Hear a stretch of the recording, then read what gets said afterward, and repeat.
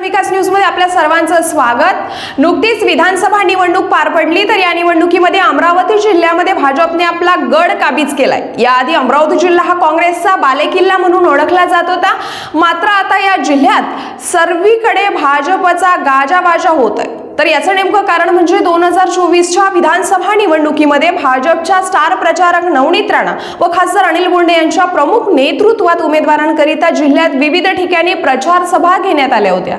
या प्रचार सभेत लाडकी बहीण, हिंदुत्वाचा मुद्दा गाजत विरोधकांवर चांगलेच फटकेबाजी करण्यात आली होती। लोकसभा निवडणुकीत बच्चू कडूमुळे नवनीत राणा यांचा पराभूत झाल्याचं बोललं जात होतं। त्याचाच बदला नवनीत राणा यांनी विधानसभा निवडणुकीत घेतल्याचं आता सर्वीकडे चर्चा उधाण आलंय। अचलपूर मतदारसंघाचे 20 वर्ष राहिलेले आमदार बच्चू कडू यांचा पराभव हा सामान्य घरातील व्यक्ती असलेले प्रवीण तायडे यांनी केला, तर काँग्रेसच्या फायर ब्रँड नेते यशोमती ठाकूर यांचा पराभव भाजपचे राजेश वानखडे यांनी केलाय। मेळघाटमध्ये प्रहारचे आमदार राजकुमार पटेल यांचा पराभव हे भाजपचे केवलराम काळे यांनी लाखो मते मिळवून केलाय।